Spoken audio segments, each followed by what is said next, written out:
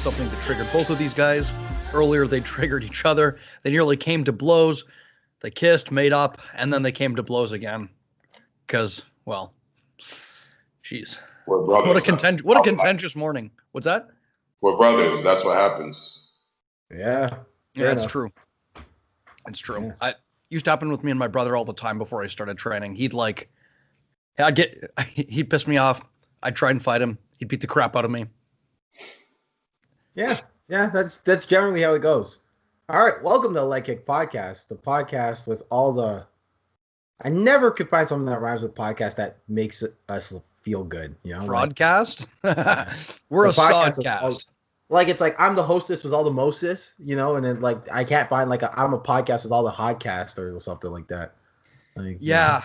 Viewership dropping by the minute. Thanks, Mike. Podcast from the past, blast. There's tons of words that rhyme with podcast, man. Jeremy, stick to football. That was. I'm a poet, man. You are not a poet, sir. No, don't. Walt Whitman is a poet. Walt Whitman. Don't put smut on my name, sir. Walt Whitman is a poet. Okay? Actually, Edgar Allan Poe is a poet. Jeremy did used to do poetry. Really? Yeah. Edgar Allan Poe is one of my. I'm a contemporary of Edgar Allan Poe. Wow, that is a bold, really offensive claim. But I'm interested in hearing some of this poetry. If we get to 2,000 subscribers, ladies and gentlemen, Jeremy will read his cringy ass poetry on air. I'm sorry. I'm sure it's lovely, Jeremy. I just, you know, it's as cringy. It's as cringy as the guy who took over for. It's as cringy as the guy who took over for Bruce Buffer on the announcements.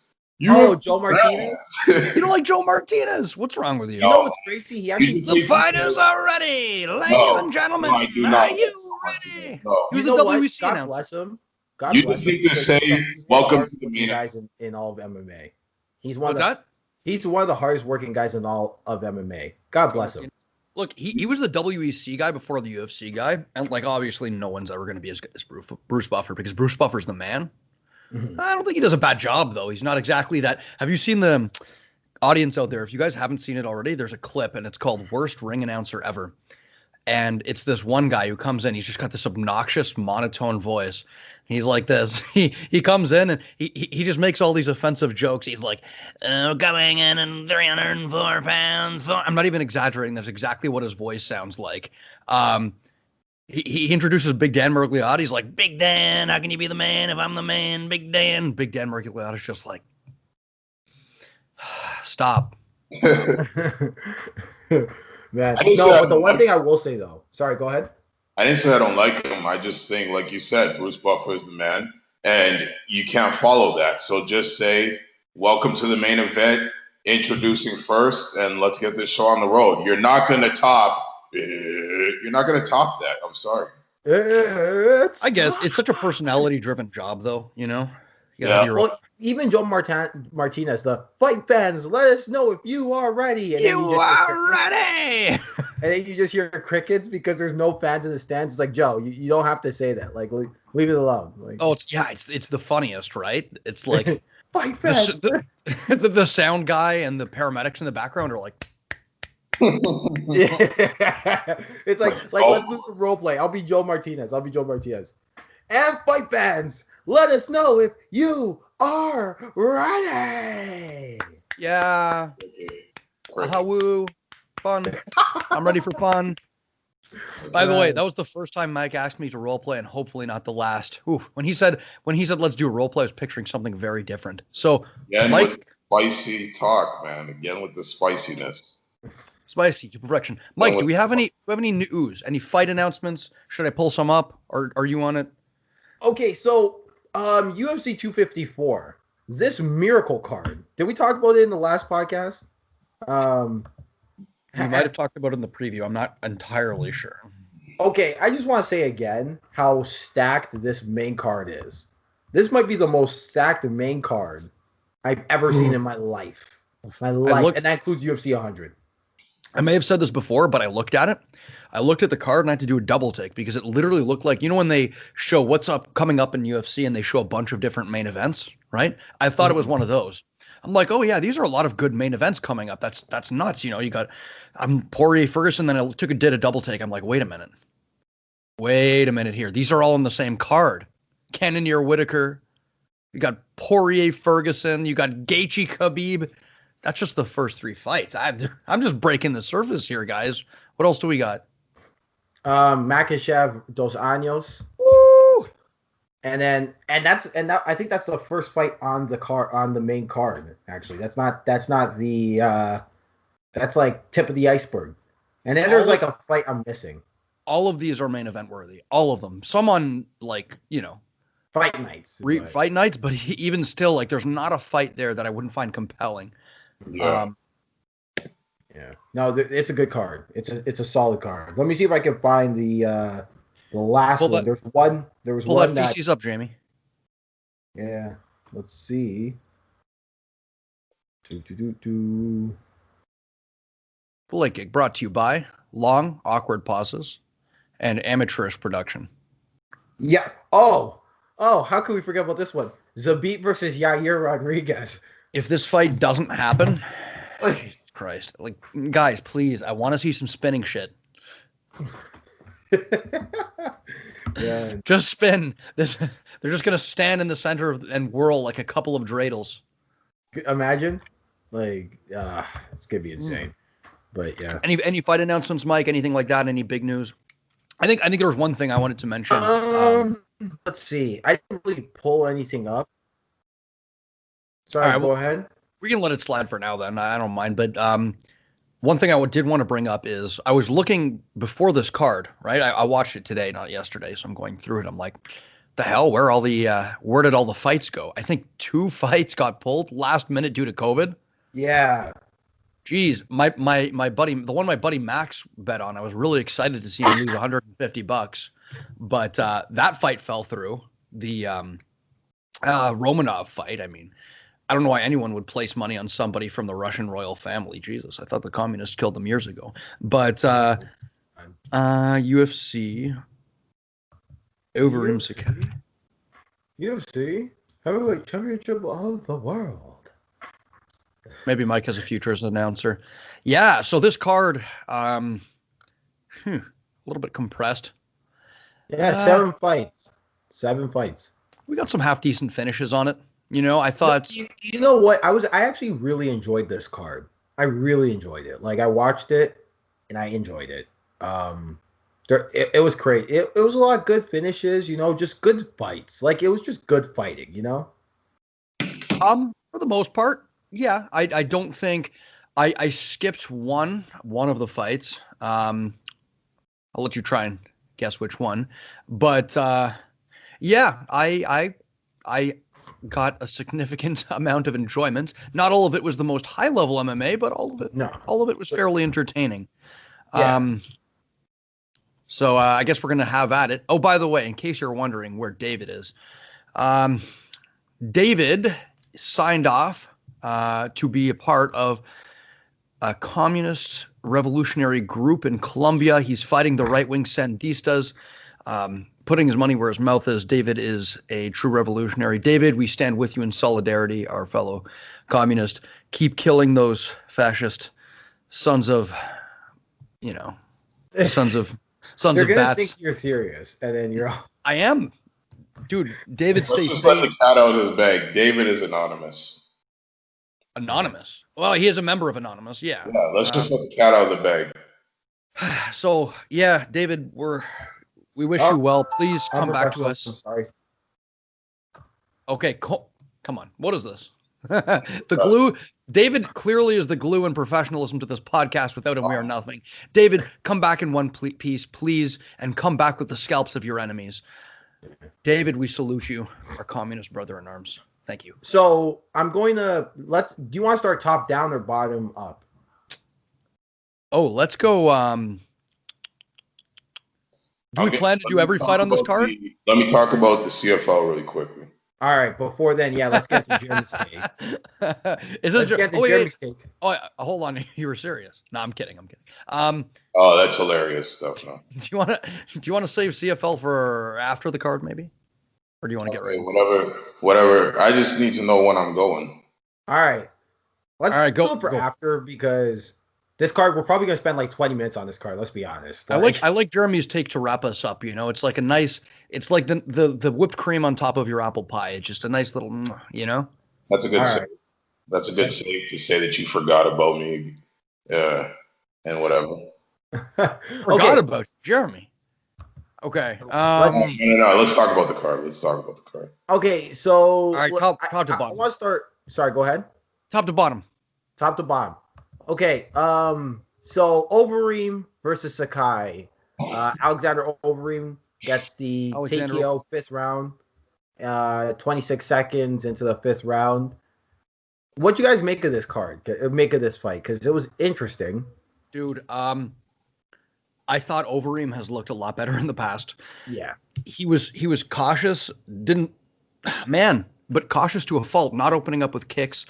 Some of the things that I thought have been a problem with it for him in the past that he seemed to have been getting away from, like being pushed to the fence and just conceding for the opponent to throw on him while he works that crazy monkey defense with his back up against the cage. Not a big fan of that, honestly. And Sakai, while he didn't look like a world beater, seemed content to take advantage of a lot of Overeem's faults. Like, for the most part, he was on his bicycle, but it seemed somewhere around the 2nd or 3rd round, he was content to back up in straight lines, and Sakai took advantage of it. He'd flurry against him with moderate success, but then he'd find the body afterwards. And it seemed like in round 3 or so, he started finding success punching into low kicks.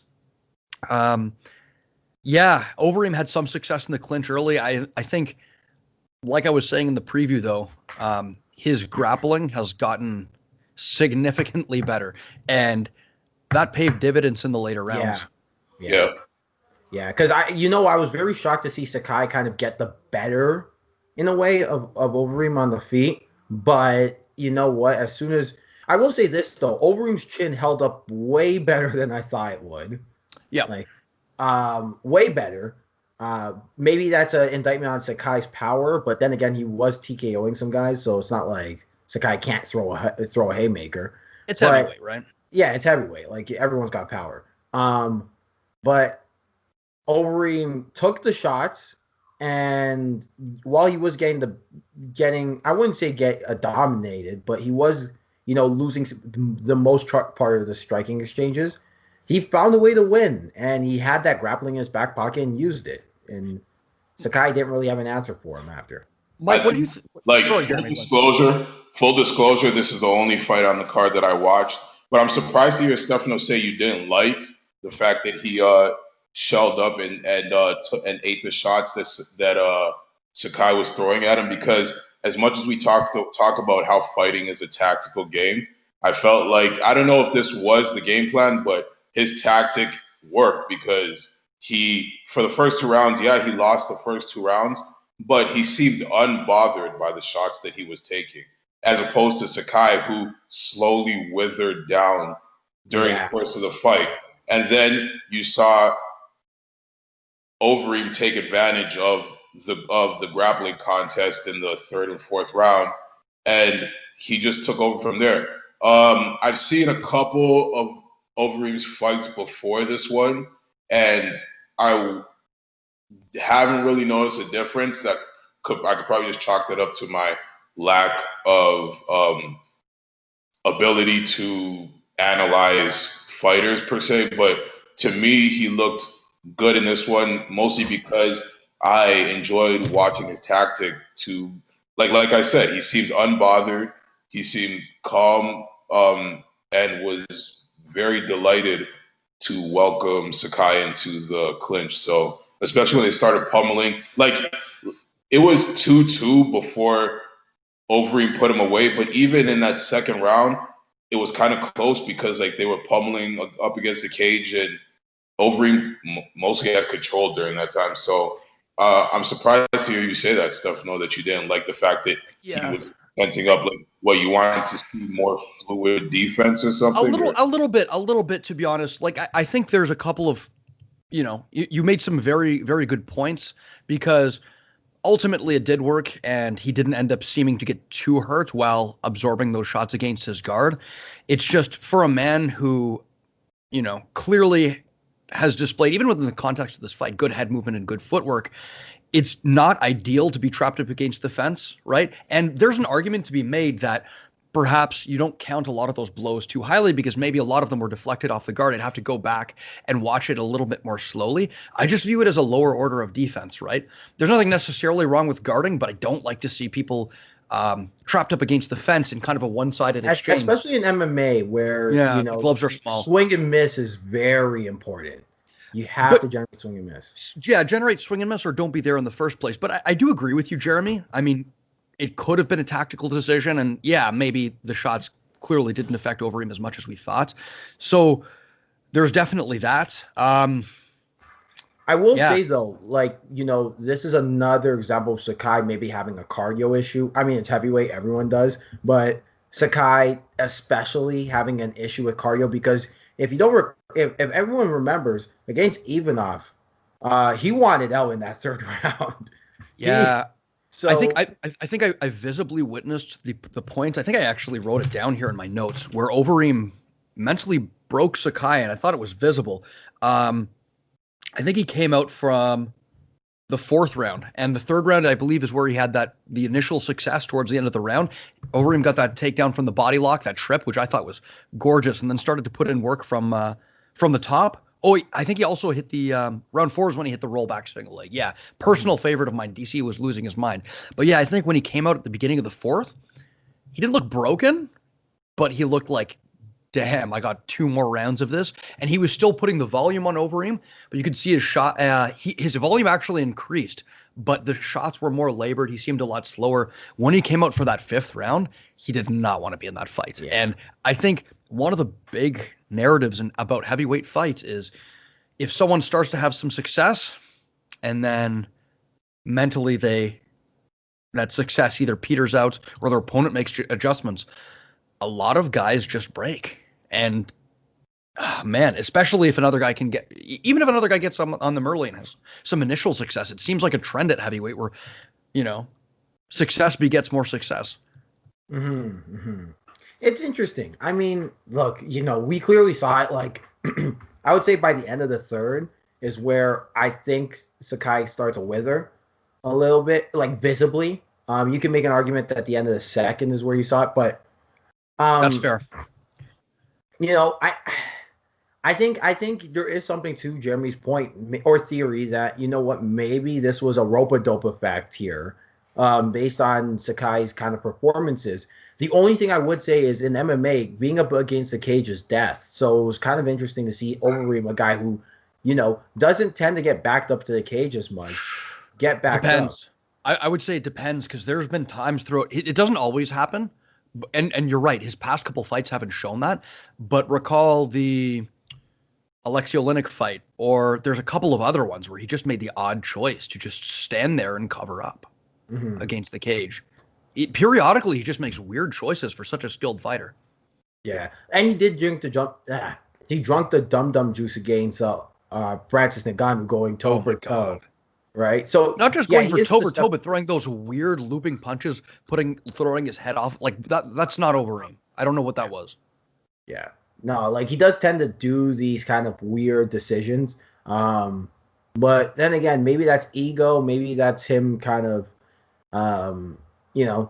going to it. It's weird. It's weird. I will say, at the end of the day, he won the fight. He looked good after the second, and he had some nice takedowns. While I made the point that he's not the most technical wrestler, I take it back. I take it back. I don't know. That kind of looked more like big boy strength takedowns to me than like. What? You're crazy. No. I mean, that's the opposite. One leg sweep, yeah, that was good, but the other ones were just kind of like get over the body. Hit him Jeremy, off the body lock. You're completely incorrect. Yeah, to me, it looked like the opposite. I wrote down all the takedowns here. So the one in round 3 from the body lock, it didn't look like he was overly exerting himself. It wasn't clean.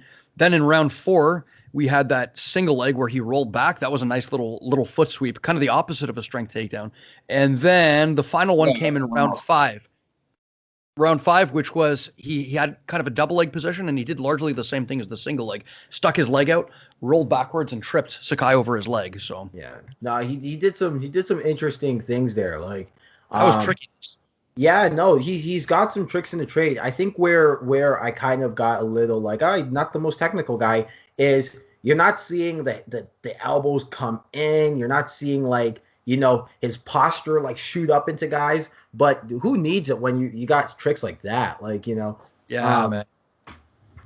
Like I take it back because the rollback single, like work of art.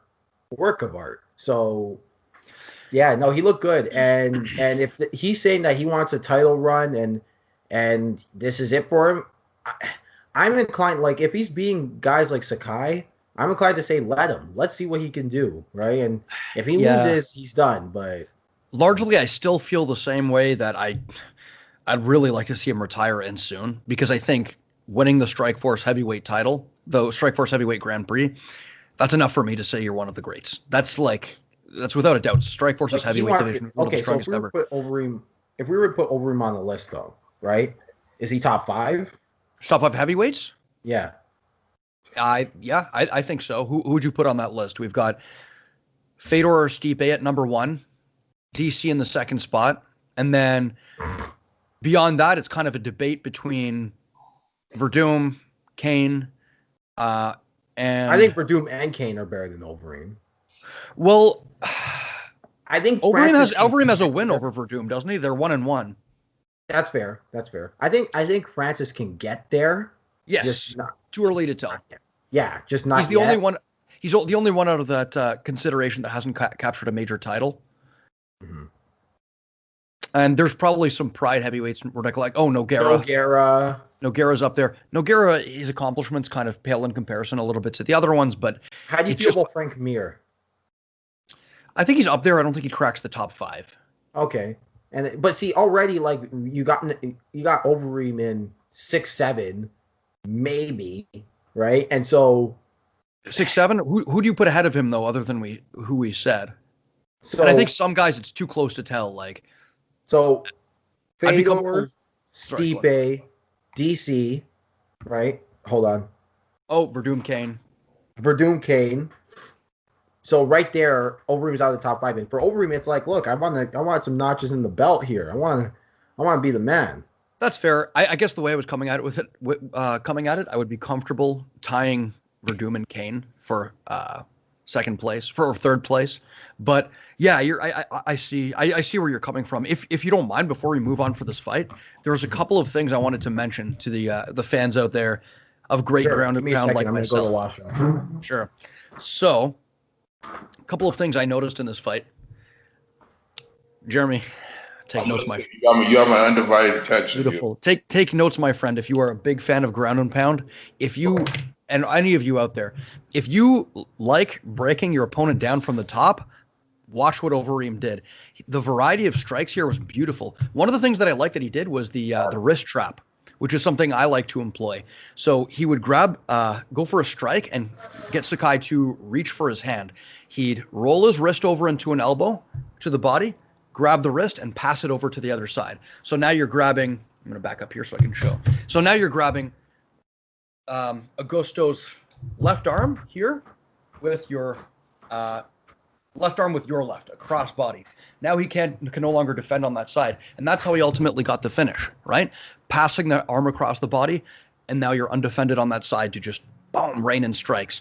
Another great trick that he used, elbows to the body from top. People give them up so readily, right? It opens up the head. It wins you. Nogueira finished Tito Ortiz with it. Elbows to the body, yeah. Good, yeah. Good eye. They suck, especially as people are guarding up, right? You can just nice, tight, short elbows into the ribs, to the stomach. They win people. They make them bring their hands down. Guys don't like it. You can actually finish fights with them. And the good thing about them as well is if someone's grabbing your wrist, the way to break the grip, you can do it even in jiu-jitsu, is you roll the elbow towards the thumb, right? So the elbow's pointing down. You're breaking. See that? You're breaking the grip. You can roll, boom, and then he'd come up again and hammer fist over the top. That was gorgeous. Just roll to the body, bring that up, hammer fist over the top. So that was nice. A couple of other tricky things he did with his arms to the side when he's down low. So his arms are on either side of Augusto Sakai's body. He'd slide his punch like he was wiping the floor with his hand. So he'd slide his hand across the floor and land a hook from there to the back of the ear. That was nice. I'm always a big fan of that. And almost like an uppercut punch straight through the guard, like almost sliding across the body and up, because the guard's up here, right? This is undefended. So he almost slid it right up through the guard. I thought that was beautiful, man. I thought Overeem looked very creative with ground and pound. Yeah, no, he's clearly going to wrestling and no-gi class over, over at Elevation. Over at Elevation, but yeah, no, he looked good. Like, it's just, my thing is that if you need 5 rounds to be Augusto Sakai when he's done after 2, and you want a title run. He's still very competitive. He's still very good. That's not where I'm going with this. What I'm saying is, though, he wants a title run here. Like, I agree. Yeah, and it's impressive that he's beating these guys at 40. Mind you, clearly this is Overeem in a late stages of his career. Mm-hmm. So, yeah. Like, by the way, before we move on to the next fight, I just want to say, if John Anik's listening out there, can you get yourself a pop filter, please? I've got one here, and we're just like a cheap, low-budget production. This is what it sounds like when he's announcing a fight. So Overeem coming up on a big performance today, and he's going to be facing Augusto. Like, God damn it, man. Get a pop filter. Like, why am I hearing that kind of pop in a high-budget performance? He's excited. He's excited. No, it's not about excited. It's about having a $15 piece of equipment so you don't hear. Yeah. All right, fair enough. I thought that was, I don't know. I thought that was worth mentioning. So, by the way, Mike, as you made a concession earlier on Overeem, when we get to the Michelle Pereira fight, I have a couple of concessions to make myself. There. Okay. But do you want to talk about? Yeah. Sorry. Okay, can we talk about Alonzo Menifield losing to Oben St. Peru in interesting fashion? Oof size large, my friends. Yeah. Wow. Yeah. Menifield looked good early too. He faded, man. I noticed, and I'm looking at my notes here. Yeah, look, low volume. Sorry? What's that? No, go on. Has a like, as a fighter, for me, my you have to make a commitment to cardio moment was Cold Wars. Okay? You know what I'm saying? I gassed out and I learned the hard way. Okay? Alonzo Menifield, I hope this is his you have to make a commitment to cardio moment. It didn't happen in the Devin Clark fight, but you could tell that Alonzo was getting tired, and I think that's ultimately what led to the knockout, because his hands started to drop and he started to do things in a not his normal technical fashion. And that's, I think, sloppy. What got him. Yeah, I think that's what got him. He got tired, sloppy. And tired leads to sloppy. So I think this will be his come to the cardio moment, Come to cardio. Yeah, I agree, man. Early, it seemed like the game plan he had to beat St. Preux was good. He was circling left and right. Whenever he'd stand in front of St. Preux is when he would eat that kick. But he seemed very ready to, like, pass that kick to the outside, parry that kick, and then step in and punch, right? He was having a deep slip off of Preux's outside hand, his left hand. That deep slip into the left hook, that looked good. He was throwing, but it's crazy because he fought at such a low volume and still managed to gas out. Like, it started happening in the first round. He was making St. Preux pay for every kick, and then sometime in the second round, he started passing the kicks but not making him pay for it. And then midway through the second round, St. Preux was just kicking with liberty. And when he was circling, he was doing phenomenal and slipping deep. And then you started to see it in the second round. He started charging it on straight lines and backing up on straight lines, and St. Preux just punished him mercilessly every time he did that. And the finish came in with him recklessly charging on a straight line, a counter left hook. Yeah. And the circling happened because what happened? He got tired and forgot to circle. Like, that's, in my opinion, that's what happened. He could come in tomorrow and say, no, like, what happened was I know X, Y, and Z, and this X, Y, Z happened, and therefore he could say that. And I'll be like, look, I'm sorry, but I think what happened was he got tired and got sloppy, and I hope when he goes home, probably heartbroken, he says to himself, I gotta make some time on the treadmill, the aerodyne bike, the track, whatever it is, and get it together, because this is 2 fights in a row where he's kind of gassed himself out of a win here. Yeah, and ultimately, you never know the extenuating circumstances. These are weird times we're in, right? Who knows? Maybe an injury played a factor in this case, but it does seem like a pattern in his last 2 fights. Yeah. No, it's interesting. It's too bad, man, because what did we find out in this fight, right? I said it before. I think Menifield has the higher upside, and it's time for some new blood at light heavyweight. And all we found out is that St. Preux can hit really hard. We knew that.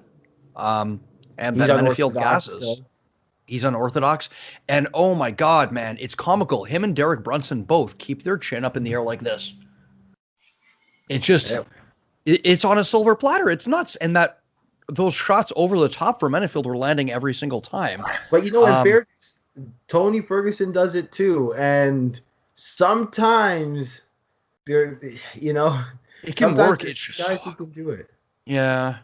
Yeah. Like Wonder Boy every once in a while will do it too. And it's like, and oh man, but with Wonder Boy, when you have that good command of range, you can you can do whatever. Yeah.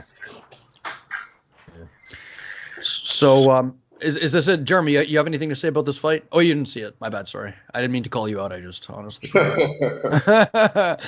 Yeah, no. Great fight. No. Mistake, everybody. Jeremy's take. Yeah. No, can we talk about Michel Pereira, the idiot? So can I make the idiot? I'm going to make a concession because he was not an idiot in this fight. He was not.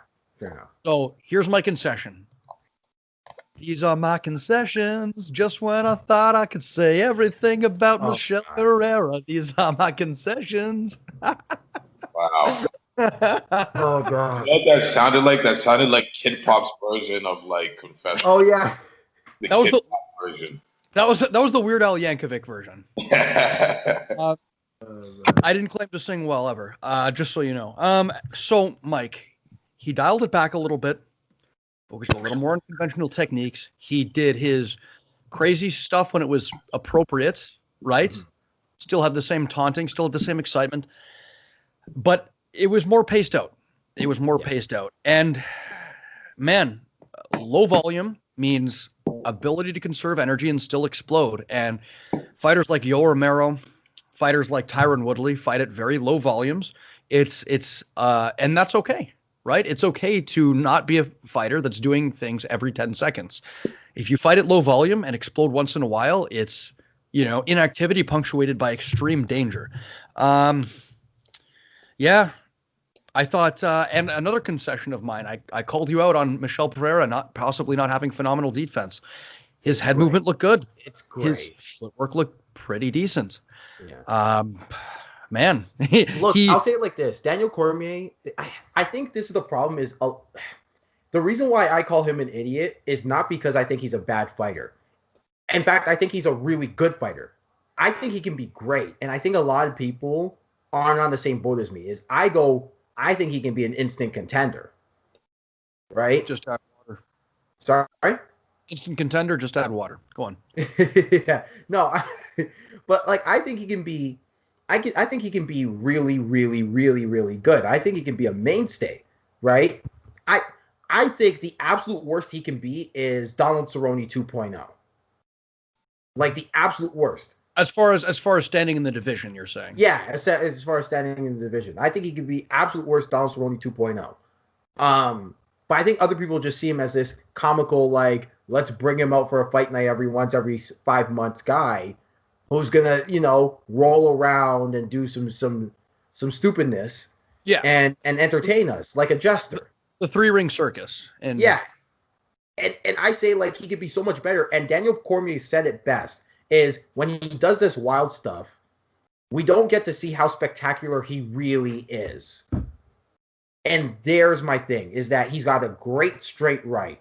He goes to the body head really well. He's got great footwork. He's got good head movement. His anti-grappling is solid. he's actually not bad on his back. Like, there are things he can do that, just the maddening thing about him is, I'm not even saying don't don't do the rolling thunder, don't slap guys in the face. My thing is, if you're gonna do it, let's do it with purpose and let's actually land. Because a lot of the times when he does it, he doesn't land. Yeah. And so now he's gassing himself for nothing. Sorry. I think for the most part he was doing that in this fight. The few examples, I think early he threw a few too many flying knees that were more for show than anything. But as the fight went on, he used them more to try and time the Chechen gentleman whose name I forget. Zalim Imadayev. Imadayev. I don't think I'll have to know his name very well going forward. But no disrespect, but as he was, he used them as deterrents to pressure, deterrents to stepping into to throw and counter those flying knees, and I thought that worked well. And yeah, his most of his lands did come off of the more conventional strikes, like you said, digging to the body, coming up top with the overhand. Another thing he did very well is that's not done a lot, and you see Wonder Boy do it quite a bit, is striking off of directional shifts. So he keeps circling to the outside of Imadayev's lead hand, and then just all of a sudden he'd just stop on a dime and throw that right hand, and it was landing clean. And that's not to say that even if your crazy, flashy stuff isn't landing, you should stop throwing it, because that crazy, flashy stuff sets up the line of attack for the more conventional stuff. Because if you're worried about me throwing a spinning back fist, that jab's going to land more often, right? It's like Andy Hug. A lot of his knockouts were just leg kick KOs, basic right straights, but everyone's so worried about the flash that they overreact, and the spin kicks, the tornado kicks, exactly. Plus, the slaps in this fight. I knew there was a little bit of animosity coming into this. Oh, I love the slaps, the overhand slap, and he'd look at him, he'd kiss his hand, be like, "Here for you, my friend." Man, no, but see, this is my thing, is that like this is. He's big for the division at 6'1". And not just like a lanky 6'1", a big 6'1". Like, could fight at middleweight 6'1". Yeah, well muscled. Yeah, well muscled, fast, light on his feet. Entertaining. He has all the athletic tools. Looks like he could play Zorro. Yeah, and the thing is, like, if you're talking about marketability, entertaining, flashy, good-looking gentleman, like, no homo. But this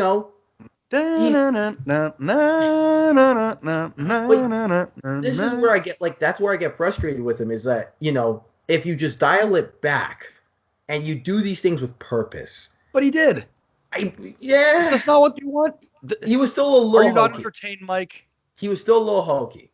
Look, the man doesn't have to be perfect. The taunts were fine. I enjoyed it. I think this is the most we can ask for.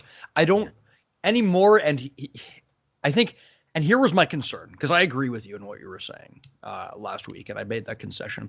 Here's my worry: I don't want him to become so conventional and so conservative that we lose the essence of Michel Pereira, and he just becomes any other fighter. Once in a while, a little bit of stupidity is okay, Fair enough. I just take a sip of something poison and hold on tight.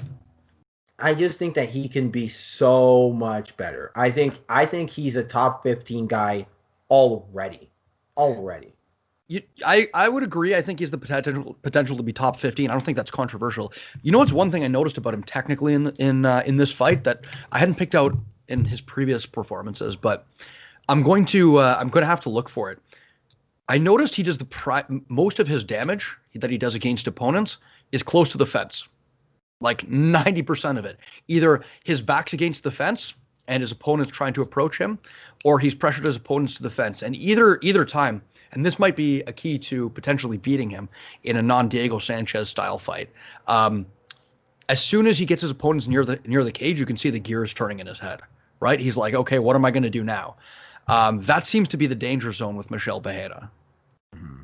And it's comical almost, like almost every single bit of damage he lands is either his opponent manages to get him near the fence, or he somehow manages to back his opponents up around the fence and his opponent becomes static. Yeah. Like I'll have to watch his old stuff. I keep your eye just by like off the top of my head, I agree. Like I think like that's where typically most of his knockouts were.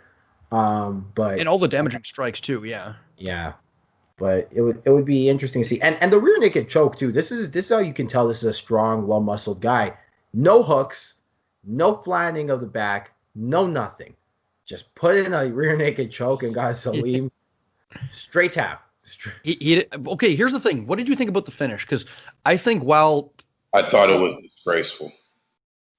Jeremy, why did you think it was disgraceful? He's kidding. I think Dana White should cut both these guys immediately. No, I'm joking. I don't know. I just thought I'd chime in. Go ahead. No, I just wanted to hear how far I could get you to go with it. I think while it was an error on the referee's part and Salim didn't tap, I don't really care because clearly he was confounding Salim enough that he wasn't really offering up any offense. I think this fight could have been stopped based on one-sidedness alone, and I think more fights need to be stopped when they're one-sided, not in the context of title fights. I'm perfectly okay with it. The reward is not there for taking brain damage over 3 rounds so that you can potentially get the off chance of potentially having a comeback. It's interesting because I thought Salim. Oh, sorry. Go ahead. Oh no, yeah, I was just gonna say I clearly did not feel the tap, but I don't care. It's like the Michael Chiesa Kevin Lee situation. I don't think he was going anywhere regardless. I think we would have seen 1 or 2 more seconds of just attempting to unsuccessfully fight the hands and then a tap. Yeah. What were you gonna say, Mike? I was gonna say I could be wrong, but I remember I saw Salim tap really quick actually. Like you think got so? it. Yeah, I saw him tap really quick. I could be wrong though. If I'm wrong, then that's a ref error. But I saw in and then stop and then like a 2-second delay and then I don't know. I'm gonna have to rewatch it again because what I saw was him just kind of grabbing the hands here. Maybe I missed it earlier, but he seemed to complain when the referee pulled Michel Pereira off. I mean, either way though, Salim was getting, he was getting the what for. I got no problem. If it's in the context of a one-sided, of a competitive fight, sure, but it's I would have stopped this even without the choke personally. But call me a bleeding heart liberal or something. I don't know. I will say though, this is where like I'm of the opinion of there needs to be some sort of challenge. Like it's gonna be weird, I understand, but there needs to be some sort of like throw the flag and let's review it. And then you start from like the same position. I have no problems with it. I get it. It's weird. It takes away the momentum of the fight. But like there are guys getting robbed out here. And we keep doing this antiquated thing where I think, throw a flag out there, have a guy review in the back, and yeah, I see no problem with reviewing a controversial finish like this on the spot. I think I agree with you on that. And this example isn't the most egregious case of it, but I think it needs to happen. One of the worst ones I remember in the reverse direction was, remember Dustin Neese versus Akira Kurosani on The Ultimate Fighter? It's a bit of an obscure yeah. But midway through, Dustin Neese caught him in a heel hook. Akira Kurosani taps, and then the ref doesn't see it. Neese lets go, and the match can Kurosani jumps on top and starts fighting. It's like that was the end of the fight. I'm sorry. That's it. It's done. Yeah. There should be a flag on the play. Number 52. Yeah. But yeah, no. Okay, well, yeah, those are all the fights I want to talk about. Cole Smith versus Hunter Azure. The Canadian thing did not come on top, unfortunately, but no, we still support him. Yeah, fighting for the finish till the end. He looked a bit slow for the division, a little bit one note on the feet, but this was a competitive fight nonetheless. That was interesting. Quick submission by Brian Kelleher. That was nice. I enjoyed that one. Came out to Stone Cold Steve Austin's theme song and then proceeded to get the guillotine and left. Yeah, I don't know anything about fake wrestling, but and then another nice little submission by Andre Muniz against Bartosz Fabiński, Mr. Poland. Yeah, nice armbar from guard. You don't typically see those anymore, so that was of notable, I guess. Yeah. So that was the fight. By the way, did you skip Vivian or I was gonna call her Araujo versus Montana De La Rosa? I do not care about flyweights, women's flyweights. There, I said it. Sorry, I don't like Mike Believe divisions. I don't care about women's 145 either. But you know what's weird? I do think though, like 125 has a chance to grow. Like you give it time. Like That's fair. Yeah. I think Because other if than 135 is big, if 135 has some tings who are fighting, tings. If 145, if 135, I'm from Toronto. That's what we say. I'm sorry. That's what sexist pigs from Toronto say, Mike. Check your privilege. Right? Like, if we want to get into this conversation, we can. No, I'm kidding. No. But like, yeah, you know, if 125 has some women who can fight, if 135 has women who can fight, and 115 is probably the best women division in the UFC, then it only makes sense that 125 is going to get good. I agree. Right? I agree, and makes sense. I do look forward to seeing the division grow. It just seems at the moment we're kind of just getting the women who aren't particularly. I want to phrase this carefully. It seems like we're getting not exactly the best from either side, from either division. Yeah. Yeah. And at this point, Valentina's kind of running laps on these gals. So, but see, this is the crazy thing when running laps on a 35ers or 15s. Like it's not, you know what I'm saying? Valentina in any of those divisions, if you make her bigger or smaller, stretcher or compressor, would still be really good in either division. So it's true. It's kind of a nebulous argument. It's just it's just that 115 was kind of 125 was kind of created as the Valentina show, more to put a belt on her, market her well, you know, as opposed to I guess like 135 that had much more of an organic growth in 115, whereas this 125 division was, if we're being honest, it was built around Valentina, and that's really all it is. Sorry, it wasn't built around Nico Montoya. Oh, my mistake. Forgetting the best women's flyweight. And Roxanne Modafferi. Come on, you know. Roxanne. Don't you diss my Roxanne? All right? No, Roxanne, don't you put on a red light. You don't have to put on a red light, okay? So that was the card that was. I kind of just wanted to quickly, I guess I already talked about the two fights that were canceled due to COVID. We don't necessarily need to get into that. So, with that being said, what's next on the table? Jeremy Asiffo. These Raptors are back from the dead. Stefano, take a coffee break. Have resurrected their season.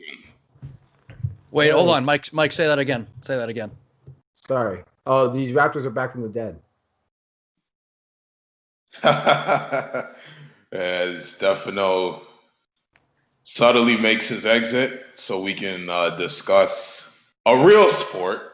Watch him come back. He's going to come back. Watch. But go ahead. Raptors resurrect this season.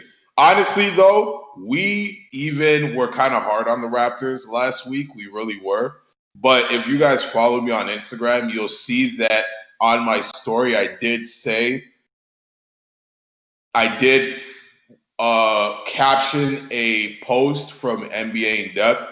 They put out great content on their Instagram, so go ahead and give them a follow if you like the analytical part of basketball. But they were talking about how game 1 was an aberration, and then game 2, you can kind of see how the Raptors were still in it, but they just kind of fell short. And honestly, that game, it was so back and forth. Like, it could have gone either way. The Raptors might even could have potentially been up 3-1 if we really think about it, based on their performance in the last 3 games. And yeah, we were kind of hard on them last week, but I did say on my Instagram that I believe that they could right the ship. I did say that they could right the ship, and slowly but surely, that's what they're doing. They're slowly taking back the momentum away from the Celtics, and they've made it a series. I don't know, Michael. What do you think? I'll say this.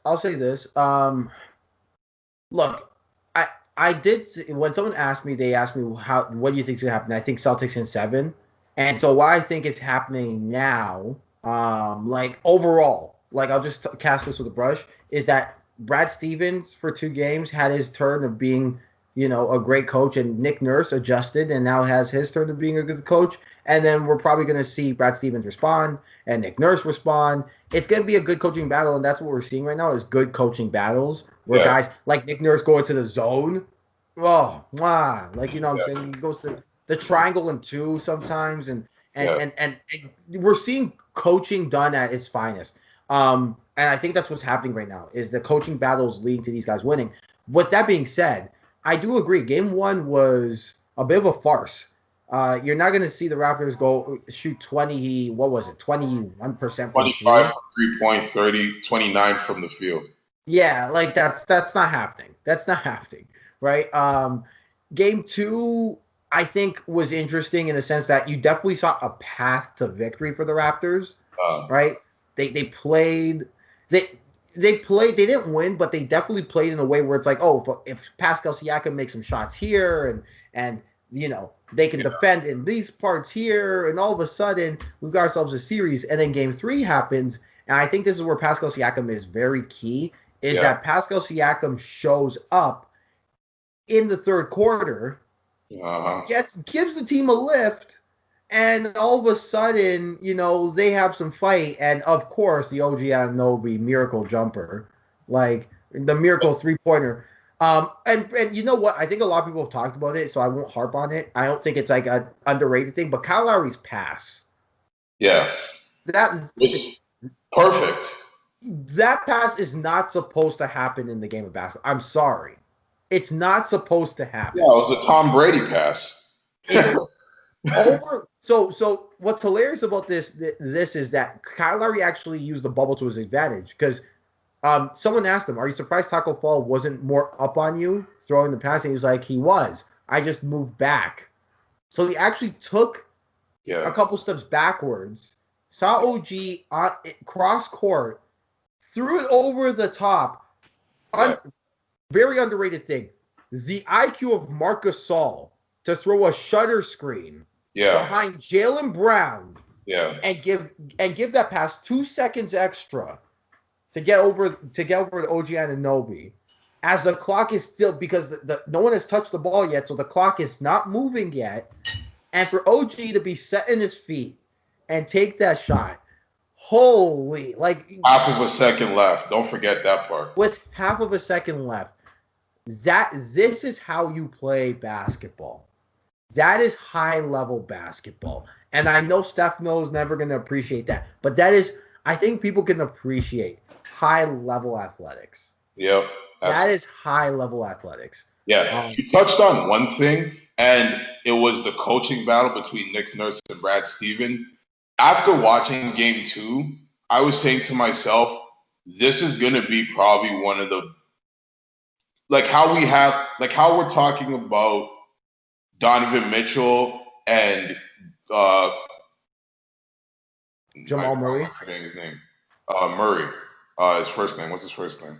Jamal Murray.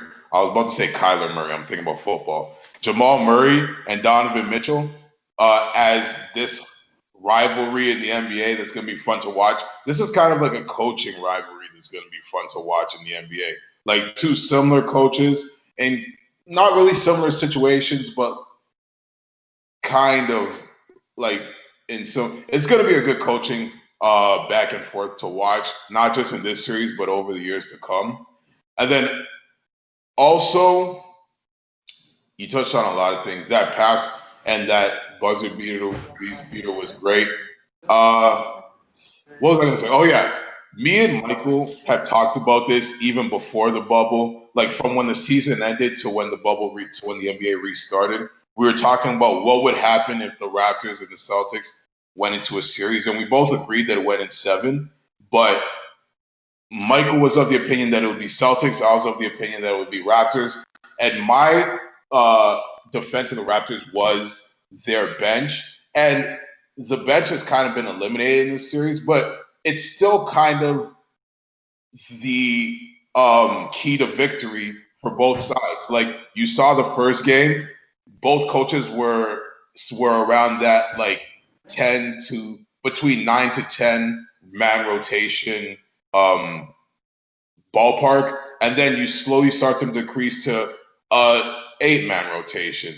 Then the next game, it's like a 6-man rotation. So the bubble is, so I'm sorry, the bench is being kind of eliminated in this series, but it is kind of playing a role. Like, yeah, you have to play less guys, but those bench players, Marcus Smart showing up in game 2, Serge Ibaka showing up in game 3 and game 4. It is kind of making a difference, which is why I say the Raptors. I still say the Raptors in 7 because, like I said, that bench is going to be a key to victory. Is going to be a key to the game. I don't know, Michael. What do you think? Yeah, no, I agree with you. By the way, shout out to Marcus Smart. 5 straight threes. Are you kidding me? Like, but yeah, because your goal is to eliminate the main players, Jason Tatum. You're trying to eliminate those players, and look, yeah, like if Grant Williams has 30 points, okay, fine. Like he had an out body of experience, but like that's kind of what they're gonna do. How do we take away Kemba Walker? How do we take Jason Tatum away? What do we do? They've done a wonderful job, by the way. I think no one is focusing on this, but they've done a wonderful job on Jaylen Brown. Jaylen Brown. They've done a wonderful job on Jaylen Brown.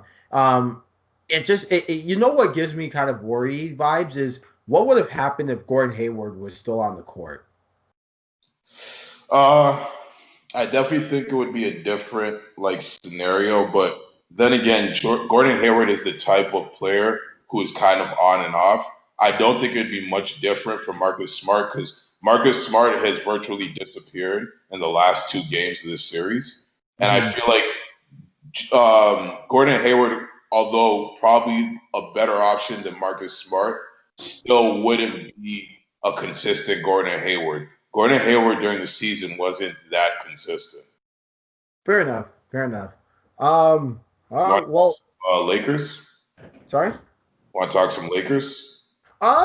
Quickly, like I still want to get into the Jeremy's take and get Stefano back into the fold. But yeah, the Lakers kind of disappointed a little bit. They kind of were out with a whimper. Oh, real quick though, the Milwaukee Bucks survived, but only for another day. They're gonna. Yeah, Giannis is done. I think Giannis is done. That ankle sprain. I mean, if he wants to play with it, God bless his soul. But everyone knows an ankle sprain if you play with an ankle sprain or you do any kind of physical activity with an ankle sprain, you're at risk for an Achilles. So. Yeah. The Bucks are done. I don't know what happened to the Bucks, who are on pace to win 70 games, but this is not them. No, here's what happened. Jimmy Butler's a dog. That's what happened. No, but they were stinking up the joint the whole bubble.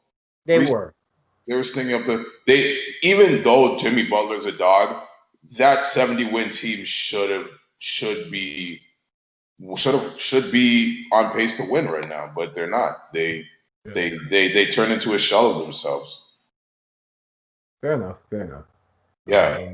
And the Lakers, I think, will probably right the ship, but they also have reason for trepidation.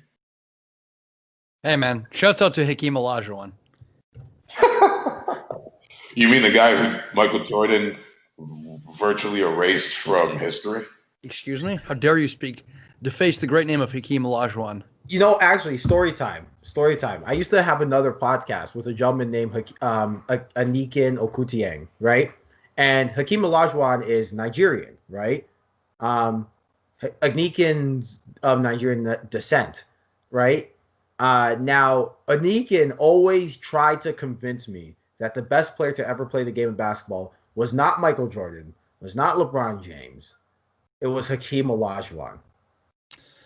You know what I would say? You know what I would say to him? Give it up, Anikin. I have the higher ground. No, Hakeem Olajuwon is one of the greats, but no, sorry, buddy. Wait, Jeremy, you're not a Star Wars fan? I'm taking it. No, I like Star Wars. I mean, did you not get the reference? No, yeah, I was about to say you kind of no-sold his reference there, but yeah. Oh, I did. Oh, okay, my bad. I give it up, Anikin. I have the higher ground. No, not ringing any bells. No, that's actually from one of my favorite movies, Revenge of the Sith. I don't know why I didn't recognize that. I'm sorry. It's not because you didn't say. It's not from Revenge of the Sith. Yeah, it is. That is Revenge of the Sith, buddy. It's definitely Revenge of the Sith. You're right. It's Revenge of the Sith. It's definitely. I was like, it's the part where he cuts his hand off. Right? Yeah. I hate you. Yeah, like Anakin, you're breaking my heart. From my point of view, the Jedi are evil. No, those are brilliant movies. Dude, excellent, but excellent writing, excellent delivery. yeah, those are brilliant movies. But Hey, how about I hate sand. It's coarse and it's rough and it gets everywhere. Okay, I'll shut up now. Go on. okay. how But about those long ass soliloquies from lizards talking about politics? That is one of my favorite parts of the prequels, Mike. And you're liable to get your ass kicked for saying something like that. All right. Are we Okay. done? Are we done with the NBA? Yeah, I'm pretty much tapped out. Like, yeah, I'm done. Because you All know right, the wait, thing hold with the on. Lakers is, I Hold would on. talk more How about the many Lakers. games? Raptors versus, Rockets versus Lakers. How many games? Who wins? 4 Lakers games. in 5. Lakers. Lakers in 5. Because I'm calling it. I truly believe that this was an aberration of what's actually going to happen. Okay. Yeah, I don't know. I would say I say Lakers in 6 probably. Yeah. Like I'm not even a little worried. If the Thunder can push the Rockets to 7, the Lakers are fine. They're fine. Okay. Yeah. Uh, The Thunder pushed them to 7. Lou Dort, who I've met, wonderful kid by the way, wonderful gentleman. But like, and I'm happy for him. But he looked like an all-star against James Harden. That's not supposed to happen. Sorry. Yeah. Sorry. Okay. Anyway, moving on. But I mean, it's not like honestly though. OKC has a future, so like it's not like I mean, yeah, the Rockets have the more talent, but OKC has some young players who can score. So I mean, it's not like the Rockets. I mean, the Thunder are a bad team, but yeah, no, the Lakers should win convincingly. Yeah. Jeremy's take. Yeah, go for it, big guy. All right. A quick question: do we have any, Mike? Did you create any questions after Jeremy's take? No, but I can come up with a couple. I can like really message. I can message my source for questions. Like Source. Like, no, it's inorganic. I don't like it. It's inorganic. Okay, fair enough.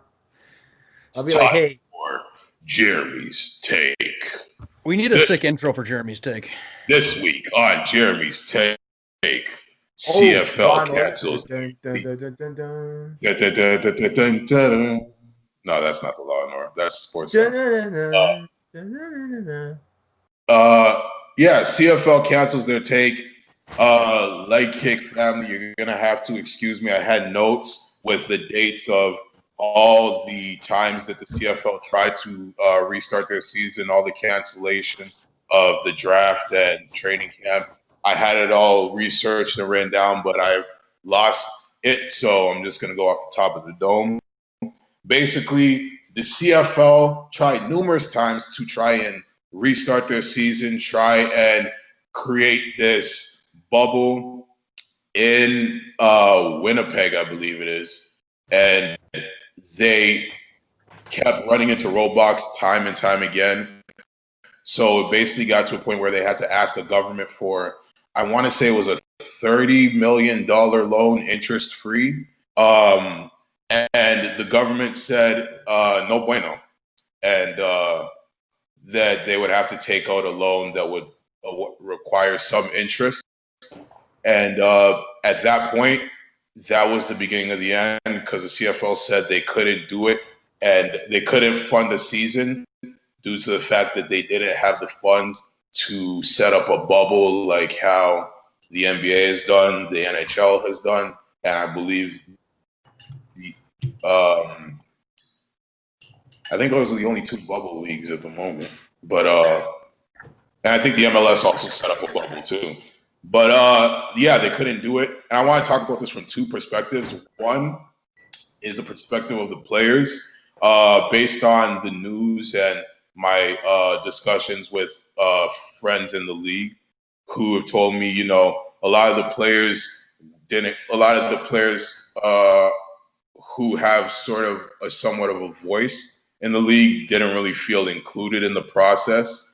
I know that the CFL is only going to give the players 30% of the revenue that they're supposed to make from this season. And if you're a player who is like a starter or a high draft pick, you can probably survive for a year off of 30% of what you were supposed to make. But let's say you're a special teams guy or a second stringer, that's probably like $10,000 that you're going to get for the year, which is, you can't survive off of that money.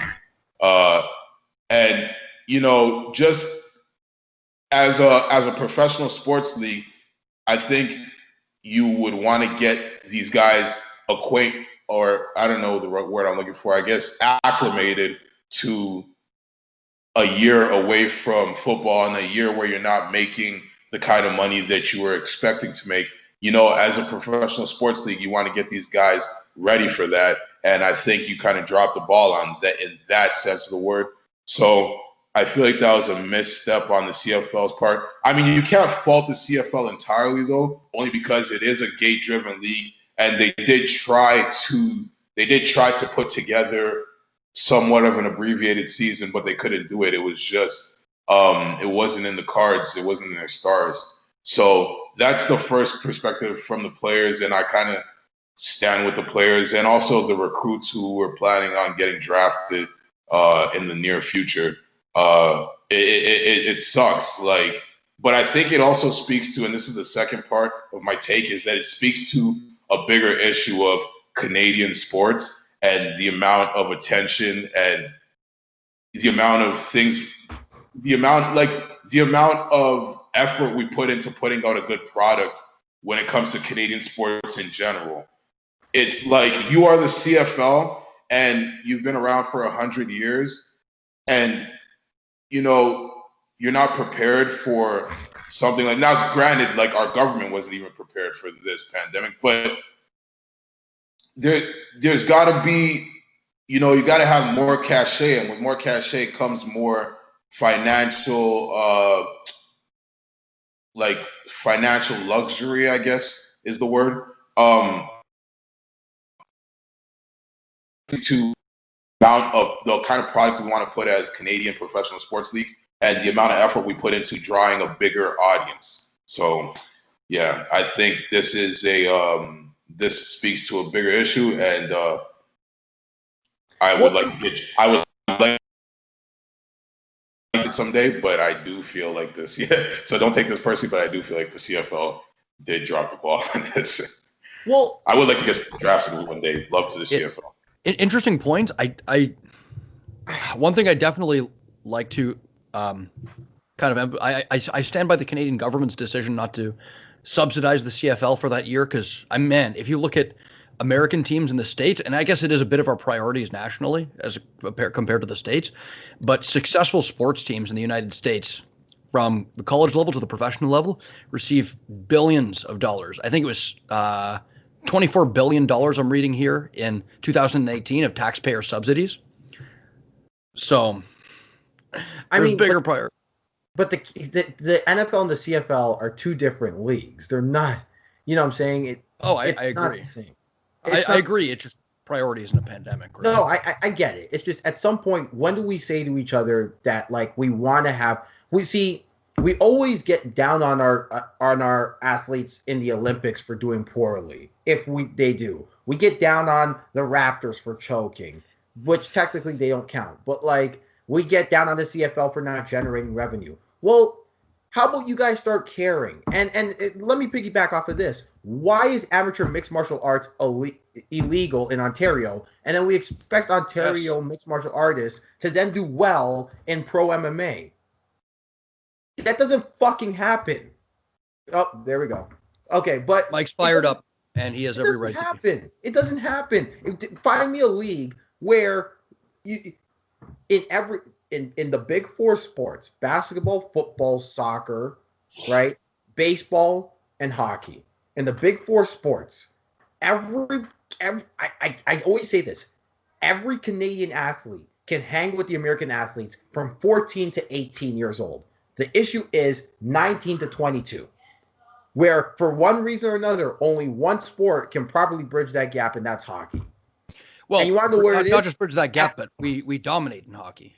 Yeah, we dominate in hockey. But it's effort. It's effort. It We've comes been down to effort. dominating other Because sports Justin too. Trudeau will put $30 million for the NHL.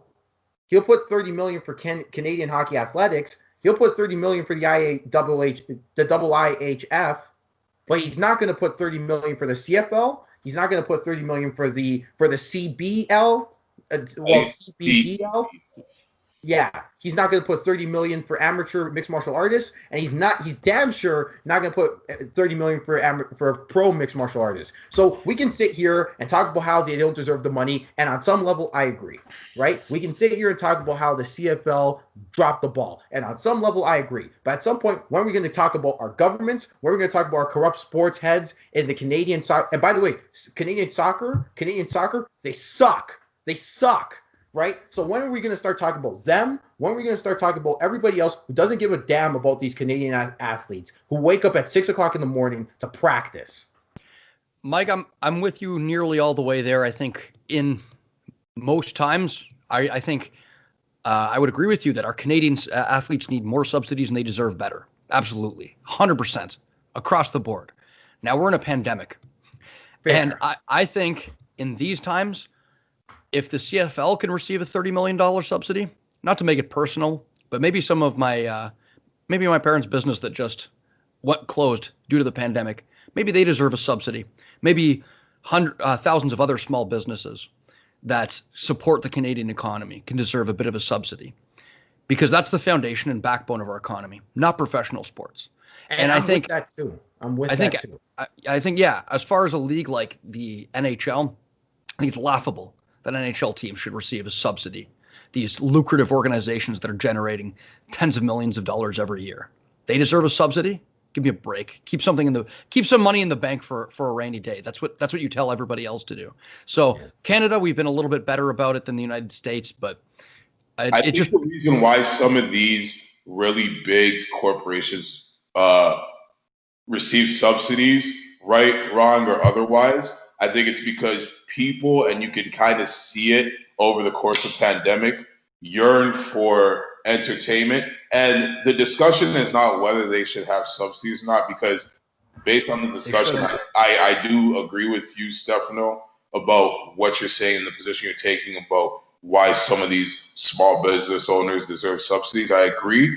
But at the same time, the discussion is what kind of product are we like? And Michael's right. It starts from the top. What kind of product are we trying to put out in terms of Canadian sports? And that comes from building,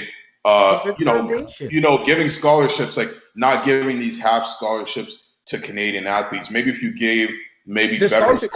Let me just piggyback off of that. The scholarship program for athletes in this country is a disgrace. Agreed. It's a disgrace. Nobody's gonna be enticed by those little scholarships that you're giving out, though. And then also, you don't really put out a good product in terms of mixed martial arts. Ontario doesn't even have, like, I'm talking about the grand, like the overall discussion here about the product that we trying to put out as Canadian sports. Yeah, but on that, I'm with you. I'm with you 100%. Like, investment in normal times, investment into amateur sport needs to be a priority, not just because Canadians can potentially make it to the Olympics or win gold medals, although that is a big reason, but also because sports helps develop character generally. Yeah. It worked for me. It worked for my two co-hosts here on the podcast. And it's sports are a nice little microcosm of life where, you learn perseverance, you learn discipline, you learn how to. Jeremy's frozen on my screen in one of the most hilarious facial expressions possible.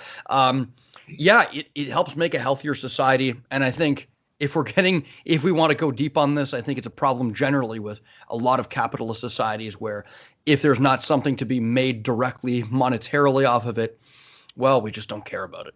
Yeah.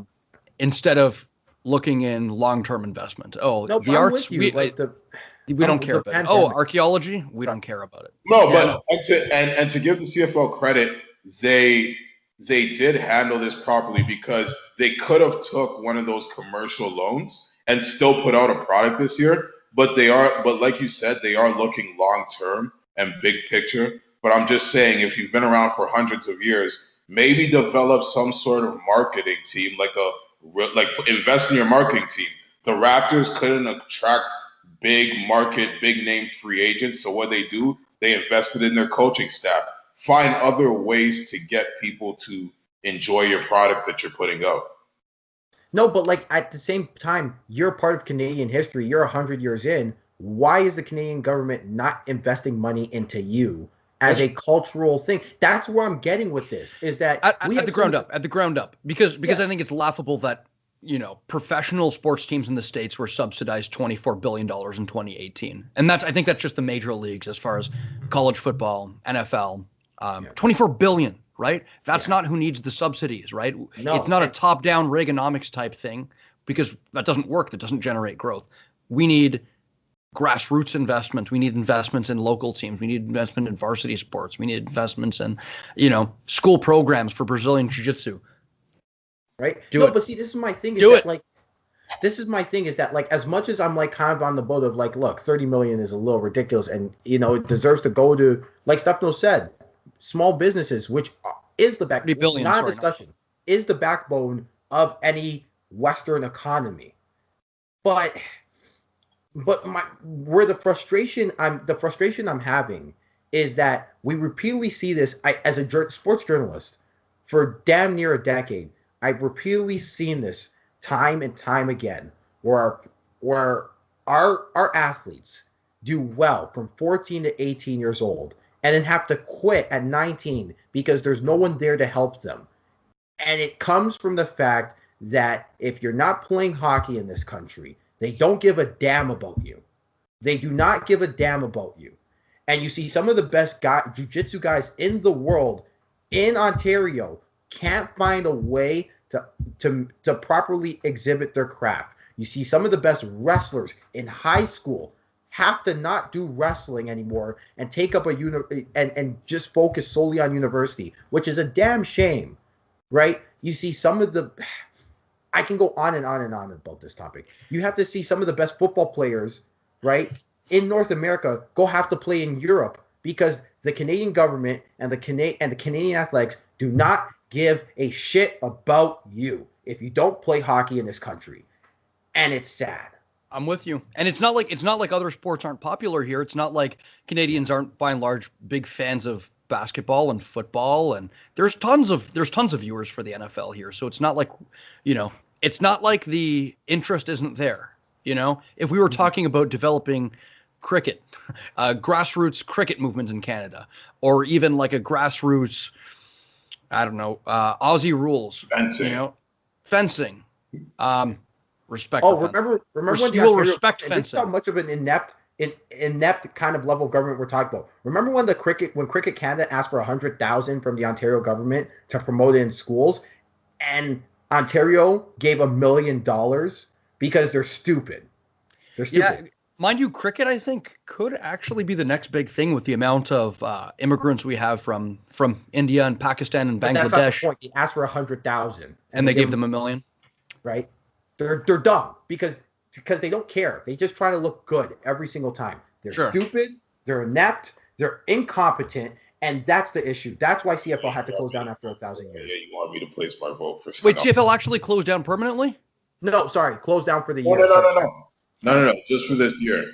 Which is why I said I give them credit for not taking it, because if they would have taken that loan, it would have put them in a bind for years to come. So they are thinking about the future. They are thinking about the future. And they are, but yeah. Real quickly, I wanted to ask you guys, because this is an important question. Guys, what do you think about country music? Oh, here we go. These brothers nearly came to blows before the podcast, talking about country music. Mike is under the impression that country music is racist, and if you're a fan of country music, you're racist. It's an institution. That's not what I said. And Jeremy's like, hey man, let a young girl live. Let me listen to Taylor Swift, okay? Let me listen to Carly Rae Jepsen. I like it, okay? It makes me feel alive. It titillates my senses. Carly Rae's not country. So I wanted to see if you guys could potentially weigh in on this engaging topic. We are not doing. Are we really gonna get into this? Because yes, we are. Dude, Mike nearly disowned him as a brother earlier. He's like, Jeremy, if you were gonna listen to Johnny Cash, you're not my brother anymore. You're not even a brother. That's not what happened. That's brother. Not what happened. I see. You notice how I say I don't say it with the hard R, brother.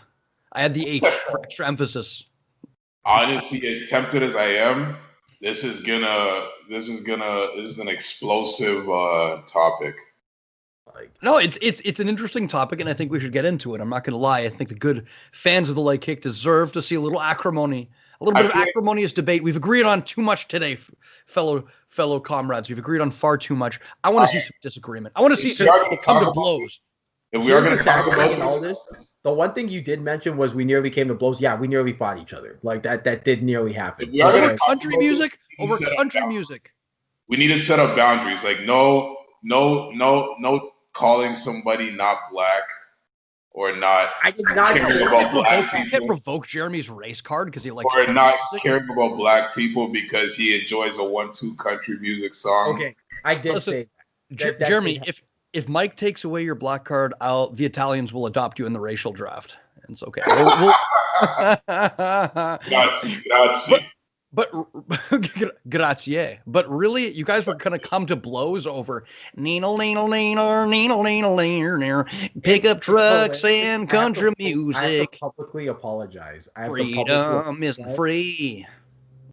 Sorry. I have to publicly apologize. But yeah, I got real heated. I'm dating myself. We don't have to get into the entire discussion because the entire discussion has like 50 different points that we were arguing over.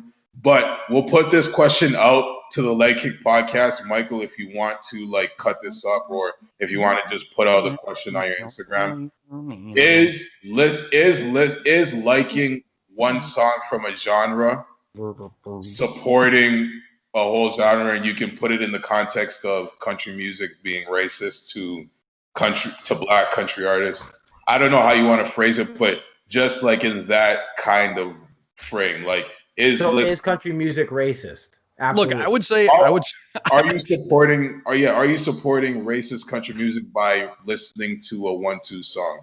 And then I think if that's true. Sorry, Stefano. 1 second. Go on. And then if that's true, then we also got to talk about supporting misogynistic rap lyrics as well. I think also it's kind of involuntary what art you like. You don't really choose. But I think one thing we should definitely agree to is if you're black and you support the Republican Party, you should want to have a conversation there. That is supporting. You ain't black. Yeah. If you don't, like Joe Biden said, if you don't vote for me, then you're all black. Kind of right. I don't know. There's been a lot of racially charged discussions as of late. Oh, I know. Almost like it's kind of sad. I'm not all the lie. terrible, corrupt, inhumane things about the American system are coming to a boil, and people are losing their lives over it. If anything, I've seen more Africans actually try to like defend the cops. It's interesting. Like especially around my church, like they wouldn't outwardly go like, oh, like the cops did nothing wrong, but they're a lot more like Republican, if anything. Yeah. Or like Africans usually jump to the race. It's interesting. Yeah. I think this lady was just crazy and doesn't reflect any, like, it'd be insane to say, this is the views, this lady reflects upon a race. Like it's not, she's just one individual crazy person. But I think that's kind of an immigrant thing. Like, I think a lot of immigrants, Italian immigrants as well, are kind of like, mind your own business, do your thing, shut up, just work. Why are you focusing on other people? Focus on yourself. Focus on, just work 50 hours a day. And, As it doesn't work for them and they're still back where they started. But, Exactly. That's another conversation for another time. Exactly. Like, oh, what's that? You're still working in the shipyard that you worked at 30 years ago?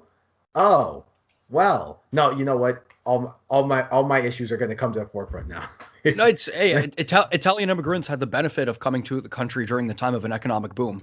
But if we all came here now, it would be, I'm not an Italian immigrant, my ancestors, but like it would be the exact same thing. And we'd be working the same not minimum wage, but the same low paying construction jobs we were working for the past 40 years. We just lucked out, it's like, and then people assume that because, it happened then, it can happen again in the exact same way, regardless of context. It's stupid. Regardless of, you know what? We're already, like, I'm not trying to make this the Leg Kick Politics podcast, but maybe I can go on and on. Okay, well, Stefano, threaten the children. Threaten the children. Guys, we see you out there lurking on our Instagram page. With the amount of followers it has, it's pathetic. It's pathetic how many of you are subscribed to the YouTube page. So if you are subscribed to our Instagram and not our YouTube page, you, sir or madam, are degenerate scum. I don't care if you're a Russian bot, okay? I don't care if you're a fake Instagram model account that you lifted pictures from some woman in the Philippines. I don't care, okay? If you're not listening to the Leg Kick Podcast and subscribing to us on YouTube, you are pawn scum. So, with that being said, like, subscribe, tell a friend about the Leg Kick. Do everything that you can. Or I will drown you in a vat of your own filth. I don't even know what that means, but it sounds intimidating and disgusting. Mike's over here sweating. He's wondering if we're going to get some kind of strike from this. Yes, we are. We're willing to get content strikes in order to, make sure that you like, comment, subscribe, and do all that jazz. So I've rambled for long enough, and these become more and more incoherent as we go along. I'm running out of things to say. I might need to stop threatening the children. But for now, like, comments, have a nice day. Have a nice long weekend. It's Labor Day here in Canada. Yeah. Elsewhere, if it's not Labor Day, call in sick on Monday. Crack a beer. Crack a bottle. Let your body waddle. Don't act like a sloppy model. You just hit the lotto. Okay, and I think we need you to relax. With that being said, Mike, to play us out, what does that mean? You know what? Actually, I'm gonna give Jeremy a chance. Jeremy, can you play us out just this one time? How do I don't even know about how to go about that. You just go from the heart, Jeremy. Yeah. Go from the heart. Say goodbye to the people. Come on. Say goodbye to the good people of the Leg Kick. Maybe show us some nipple. Hey, that would be a good idea. Listen, y'all, in this crazy, messed up world, remember, you got three things. You've got family, you've got life, and you've got the Leg Kick Podcast. And that was the hardest thing I've had to do in my life. And good night, everyone. You gotta give me credit for doing that. I do it every week.